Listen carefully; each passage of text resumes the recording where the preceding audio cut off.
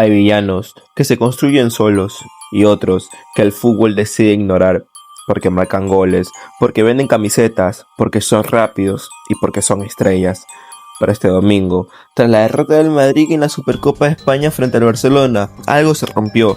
No solo un título, no solo un proyecto, se rompió una narrativa. Mientras las cámaras buscaban culpables, mientras el foco se ponía en el entrenador, el cual terminó despedido, una pregunta empezó a sonar en voz baja, incómoda y casi prohibida. ¿Y si Mbappé no es la solución? ¿Y es el problema? Hoy no vamos a hablar de Mbappé futbolista, vamos a hablar del Mbappé estructural, del Mbappé poder y del Mbappé que cambió clubes, pero deja siempre el mismo rastro. El gesto del pasillo tras la derrota no solo fue una polémica superficial, fue algo simbólico, porque Mbappé siempre ha entendido el fútbol como escenario. Cada derrota, cada victoria, cada gesto está calculado para no manchar su imagen. En el Real Madrid, ese domingo no parecía un jugador derrotado, parecía un actor cuidando su plano. Y eso conecta con algo mucho más profundo, que Mbappé no acepta el fracaso colectivo, siempre lo externaliza. Cuando él pierde, cuando alguien falla, el ecosistema, el entrenador, el proyecto tiene la culpa, pero nunca es él. Y pongámonos en contexto, miremos los hechos y no las emociones. En el PSG cambiaron entrenadores constantemente para favorecer el rendimiento de Mbappé. El proyecto se adaptó a él, el juego giró en torno a sus necesidades y aún así, la Champions con él nunca llegó. Cada técnico que intentó poner una idea colectiva terminaba cuestionado, no públicamente por Mbappé, pero sí por el entorno. En el Real Madrid, el patrón se repite, el sistema empieza a girar en torno a él, se modificaron posiciones, roles, se sacrificaron dinámicas y cuando el equipo no funcionaba, el entrenador tenía la culpa. Xabi Alonso no fue despedido solamente por perder una final, fue despedido porque el proyecto dejó de tener el control necesario y cuando un club pierde el control, alguien más lo tiene.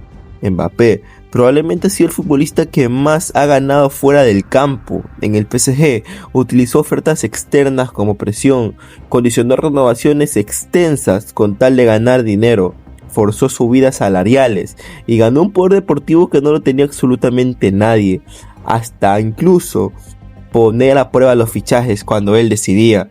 En el Madrid también llegó algo igual, llegó con una prima de fichaje histórica de 100 millones de euros, cobró cifras que rompen el equilibrio salarial de cualquier manera y llegó como una estrella total, sin haber ganado nada absolutamente con el club y hasta de pronto burlarse en la cara de los madridistas. Esto no es legal, no es incorrecto, pero es algo muy peligroso, porque habla más de lo que futbolísticamente puede dar Mbappé, habla del ego y de la persona que es él, porque cuando un jugador se coloca por encima del club, el vestuario lo siente, el entrenador lo siente y el proyecto se puede hasta romper por dentro. El problema no es el contexto, no es el talento, el problema no es Mbappé, el problema son las personas externas a él que lo hacen sentir así. Mbappé no es malo, Mbappé no es limitado, Mbappé no es un fraude futbolístico porque todos sabemos lo que es capaz. El problema es que a Mbappé le pusieron privilegios para poder rendir al 100%, que Mbappé necesita ser el centro de atención absoluta, necesita toda la libertad posible y necesita que todo gire alrededor suyo. Y en el Real Madrid esto no funciona así, o bueno, funcionaba así. El Madrid funciona con jerarquías históricas, con equilibrio, con sacrificio colectivo. Aquí nadie es más grande que el escudo. Cuando Mbappé entró a ese ecosistema, no se adaptó, es más, lo deformó. Ya que no olvidemos que en 2024 el Madrid era un equipo indestructible. Se habló de que hubo hasta uno de los mejores vestuarios de toda la historia. En uno que no competían por quién tenía más ego, sino por quién ganaba más títulos. Y entre todos se ayudaban para lograrlo. Hasta que Mbappé llegó al club. Desde ahí parece que algo se rompió por dentro. No era la misma familiaridad de siempre. Pareciera como que algo se rompió en el vestuario. Lo más inquietante es que no solamente es Mbappé lo que no se atreven a decir. Cada vez que el proyecto falla, se despidió al técnico, lo cual pasó con Ancelotti. Se culpó el sistema, lo cual pasó con Xabi Alonso. y se culpó también a la transición, lo cual también culparon a Xabi Alonso. Y es más, lo terminaron despidiendo, pero nunca se cuestionó al intocable, nunca se cuestionó a la bota de oro y nunca se cuestionó al problema del equipo. Y cuando un jugador se vuelve intocable, el vestuario deja de ser un equipo más y pasa a ser el decorado, el privilegiado y el que siempre le quieren estar halagando, a pesar de no ser así. Mbappé siempre ganó contratos, ganó poder, ganó el protagonismo, pero sus equipos perdieron algo más importante, perdieron la identidad.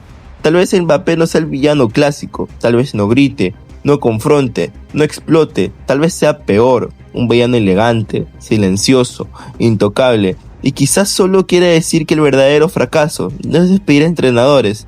El verdadero fracaso es no atreverse a señalar el problema real.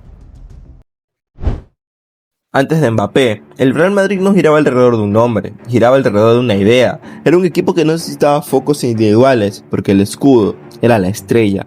Un Madrid que ganó la Champions no es del ego, sino es del equilibrio. Así fue como el Madrid llegó a llegar a la historia. Era un Madrid funcional, solidario, casi quirúrgico. No era el equipo más vistoso, pero era el equipo más letal. Ese Madrid no preguntaba quién soy yo, preguntaba qué necesitaba el equipo. Y eso ganó.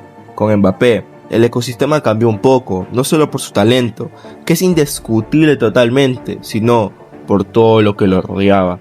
Porque Mbappé no llegó solo, llegó con estatus, llegó con privilegios, llegó con condiciones, y el Madrid, por primera vez en años, se adaptaba a un jugador, en lugar de que el jugador se adapte al Madrid.